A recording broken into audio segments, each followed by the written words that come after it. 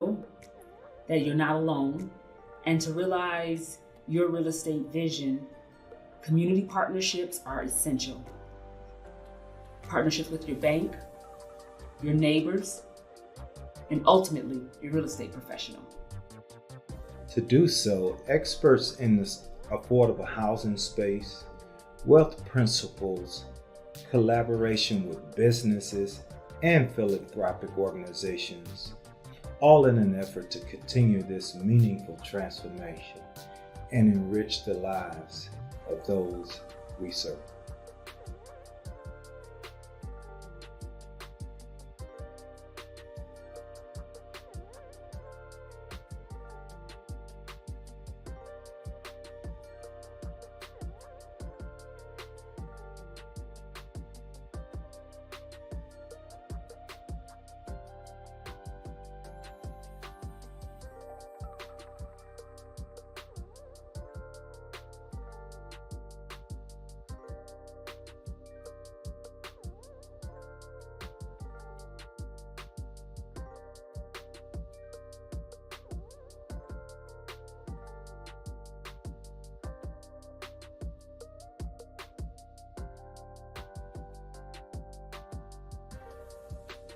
We are here. We are in it. The endeavor to do better, to be better, to produce meaningful environments from the rubble of their individual situations and circumstances. To say proudly, it can be done. It can be done because we did it. And we can do it in your situations as well if you are willing to do the work.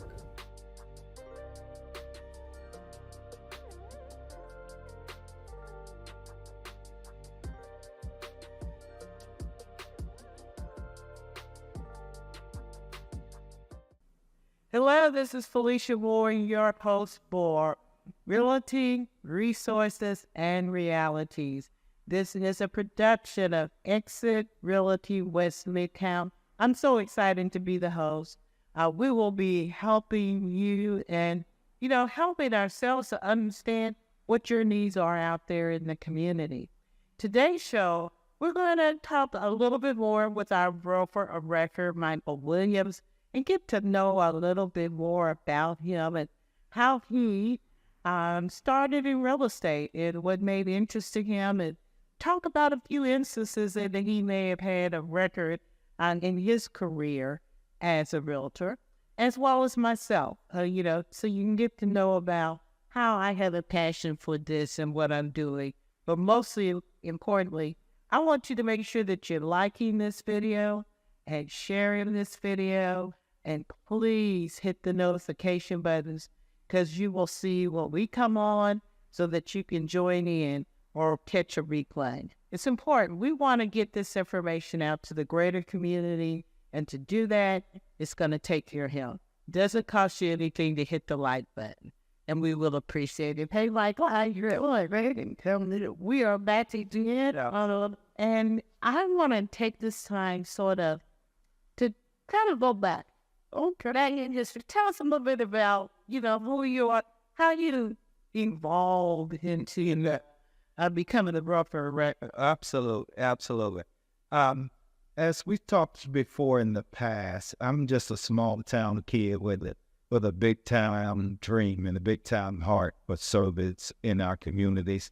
And when I set out, what is my niche? What is that I'm going to do with this life that I've been given, right? So I thought initially I wanted to hang my own shingle and be in a therapist space, right? So I pursued education along that line, and then after undergraduate, I said, I could do the same service in the business community. So I went and got a business MBA in business.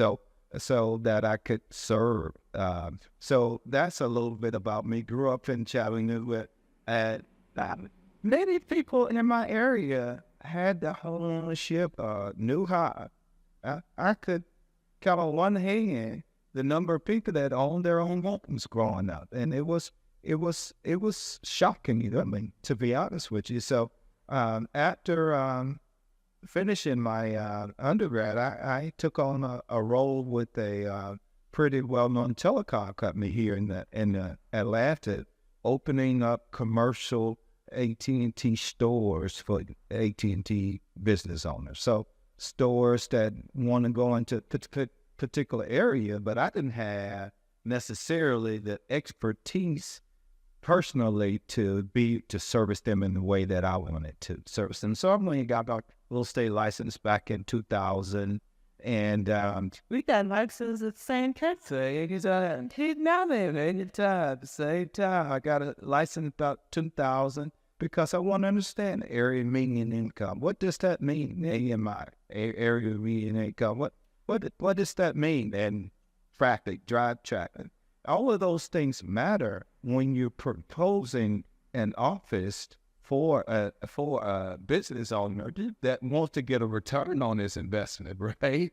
So I'm the face of trying to get that done for them. So that's a little bit about how I got into real estate. But after that opportunity came to a close, I was searching around about how to make a greater impact. So I still have my real estate license and set out to do exactly what I'm doing, servicing the community in a large and a great way. So how did you come upon EXIT as seeing the brokerage that you would want to add? Absolutely. I looked at them all. To be honest with you, I took a deep dive and peeled the onion back about them all. And one thing that spoke to me about this brand is the heart and service for people. This company is built on human potential. Anybody in any leadership position you will talk to, they will say that very thing about human potential and the caring nature of this organization. From be an holistic approach. Absolutely. I just thought they're going to tell me how to fill out this paperwork, how to do that. But I do see a lot of personal, professional development. Absolutely. That has more of a holistic. Absolutely. We had during Women's History Month, our co-chairs, Tammy Bonnell, come to our office. The co-chair of the entire organization in our office, in these seats we're sitting in. That just speaks to the heart of this whole organization from the top down. And I ran at the opportunity to be a part of something like that. Well, before you go on we go to the next segment, I guess let me share my piece. And I had to think about this, but I started in real estate before I even moved to Atlanta. I'm originally from Indianapolis, Indiana.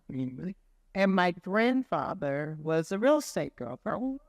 And he had his own brokerage firm or realty. Another door and a half. This and so I knew about real estate. Not only did he have a brokerage firm, but my grandfather on my mother's side, he owned a lot of investment properties where he was a landlord and he would rent properties to different people. Then my dad kind of got into rental properties. There was always an extra income so the family over and above what they did in their profession.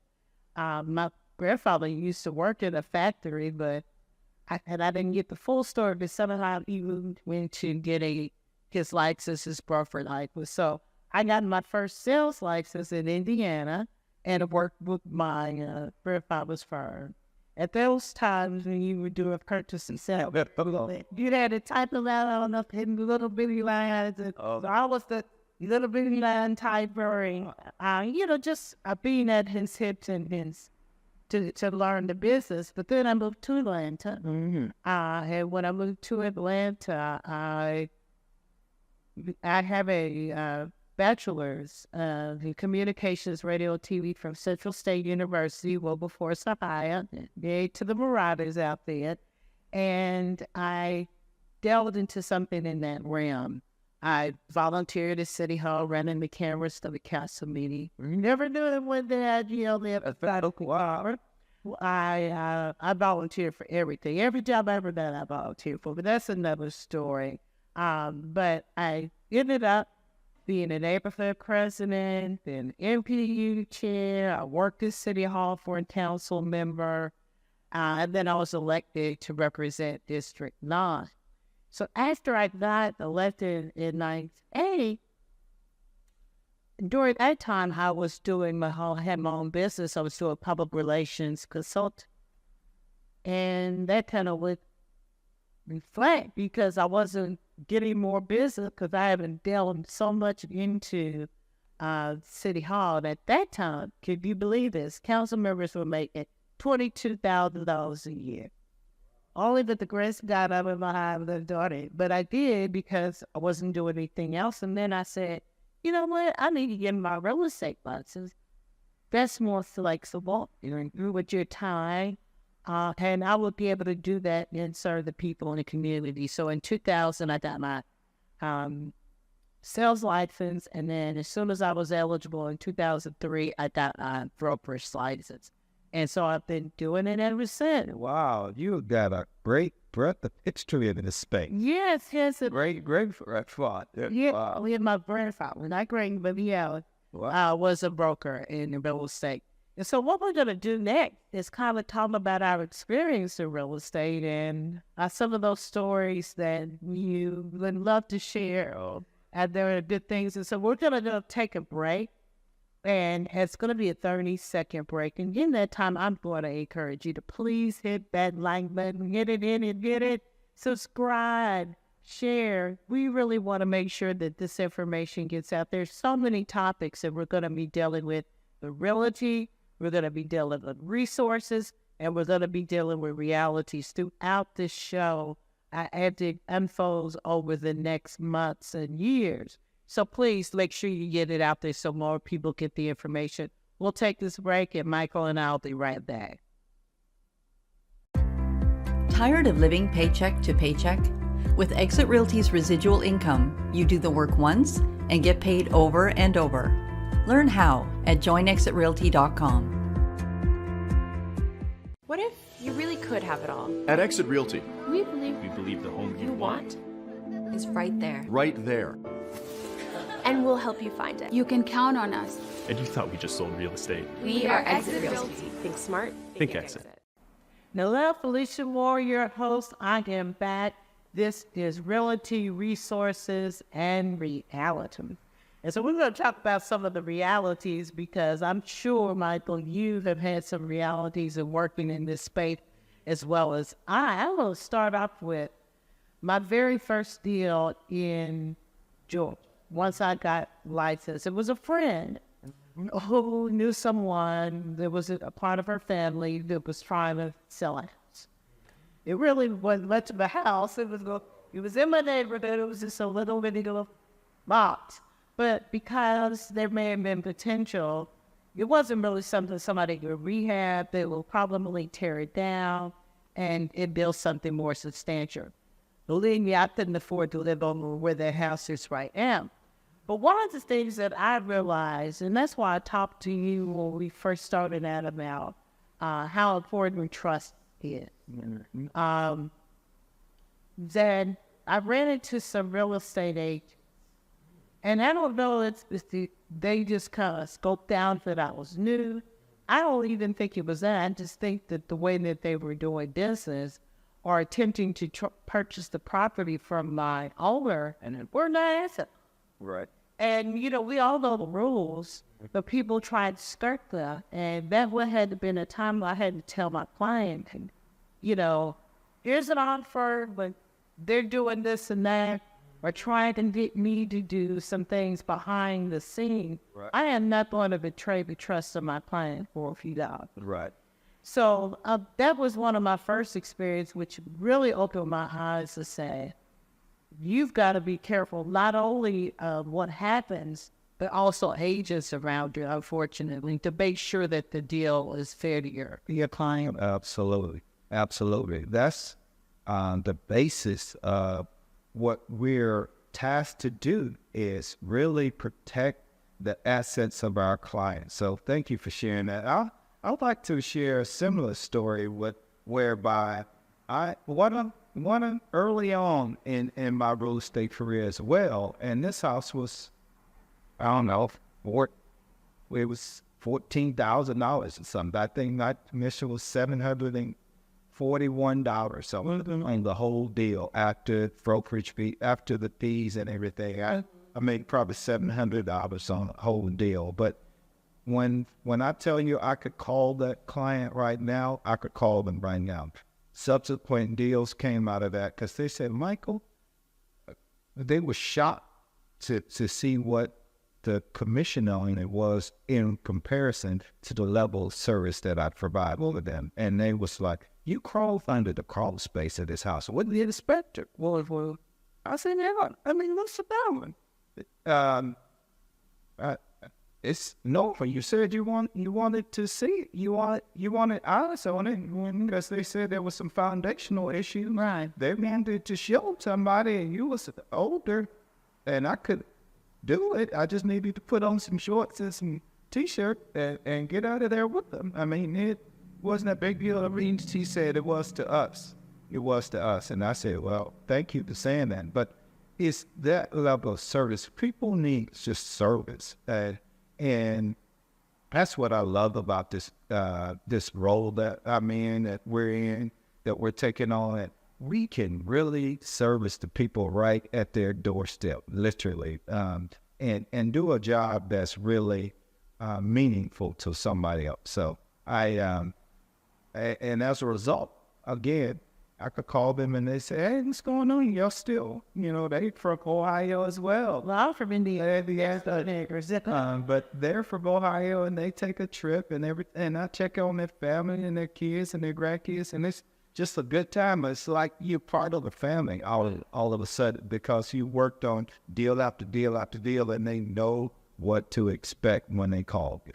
Just as an example of that, I had a client that was selling a small commercial piece, actually on Hollowell Pkwy. And we worked that deal. They had to sell it in a particular frame of time because they owed the SBA money.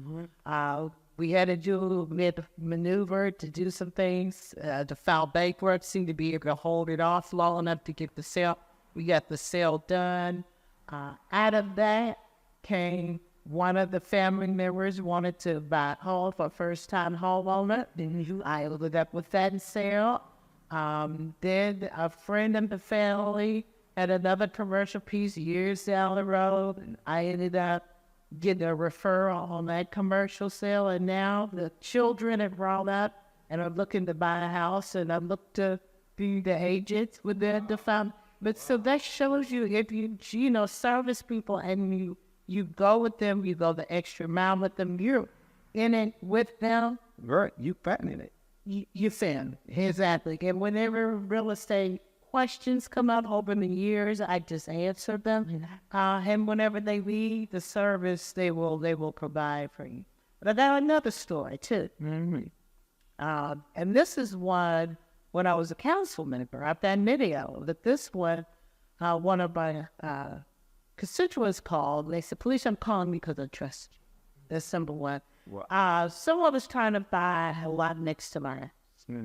Okay, well, how much are they asking to give me? $5,000. The $5,000, that sounds kind of low. Let me tell you something. Let me look into that. And I looked into it, did a CMA, as we talked about in the previous show, comparative market analysis, found that what was selling for the same lot size she had was $50,000. Now, had she not had it, and I always tell people ask for another opinion. If she would just say, "Oh, $5,900,000 and sold it," she would have been out. And so I got her armed her with that information, and I armed her with Sanctum. And I said, I can list the property and put it on sale, and they'll probably buy it. I said, but then you'll have to pay me a commission. She was a senior, she was moving. It wasn't worth all that to me. I said, this is what you tell. I said, now, if they don't act right, then you will put it on the market. Armed her with what to say about how her property was, whatever. She went back and forth with them. She ended up selling it to them for $60,000. So she was able to keep it. She didn't have to pay any additional fees. But that kind of is a part of the thing that we really need to do this show. because people need to be educated. Absolutely, absolutely. There is case after case where someone that's in our space that can operate in ethical, trustworthy manner, the business is gonna take care of itself because how we do what we do every single day. We talked about in the prior show, 80+% of people don't use the same realtor, and that's an alarming number because it's just the ethical principles. There's some things that's lacking in a lot of ways. So I have a similar story going through with a client, and she thought she wanted to build ground up, and we looked at lots and brought in some professionals to assess the lots and surveys and all the things that takes to build that lot, and then I took a step further and went for them to say, okay, this is what it's going to cost to build this property. And right now, contractors are hard to come by, so it's probably going to be a 20-30% markup to get a good, reputable contractor. So after that analysis, we ended up walking away with say, okay, let's buy something built that we can put our own personal touches on, and would probably save that 20-30% markup. Doing that and bringing resources to bear, really listening to the client's needs. Yes, you wanted a home. They wanted a nice size home. But at the end of the day, they wanted somebody that represented their best interest at heart. And that's what we do in a sense every single day. We find out assess what their needs are and try to best represent that as best we can. And I love your example of how you got and went under the house. I probably one of those. I just want to think of myself. Right. But going that extra step and taking that extra step, it reminded me of a home that I sold, and the owners happened to be out of town, and I was. I just like to just drive by my properties every once in a while, but just to check out, and I happened to go there to find that the tree had fallen on its. Oh, wow. And so that whole time, and they thanked me profusely. I was the one to make sure I got a neighbor, you got up there, we got in charge, because you got to protect it as soon as you can. To be able to protect their property while they were on their way back to be able to get the insurance company to do that. And that's why you say the heart for the people. I knew that they were out of town, and they're probably nervous about the house, taking the pictures, making sure they see, but we got it under control here, do what you need to do. And that's what we want to do, provide that information to you, provide the service to you when you need it, you and your family. So please always think of EXIT Realty West Midtown when you have your needs. Also, if you're an agent out there, please consider joining the EXIT West Midtown team. You can contact me for more information at AskFelicia www.westmidtown.com, exitwestmidtown.com, tongue-tie. And you can also do that if you have show topics that you would like for us to discuss. I want to share with you a brief video from our corporate office for those of you who are agents out there that may just want to explore some more opportunities on where will sit for you as an agent. And we'll be right next. Residual income has been an absolute life changer for me, and it's been a shift in my mind as well from becoming just a transactional agent to an entrepreneur that has multiple income streams. Residual income is a different revenue stream, and it's designed to fill in the gaps between your paychecks. The ability to earn income in between closings or while I'm on vacation has been a great way to leverage myself. Residual income for me, it's just that extra security. EXIT Realty Corp International has paid out over $500 million in single-level residuals, and it's just absolutely fabulous. So you do the work once, you're looking for people just like you, and you're working together arm in arm to build this future for yourself and your families.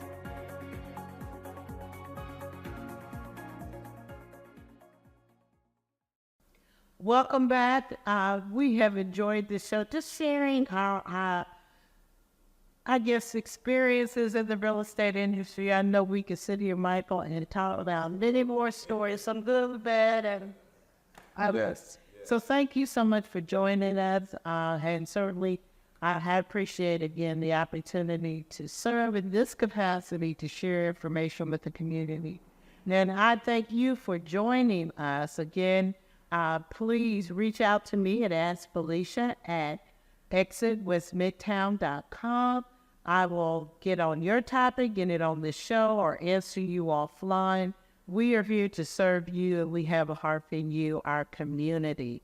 Also, please like and share and subscribe to this video.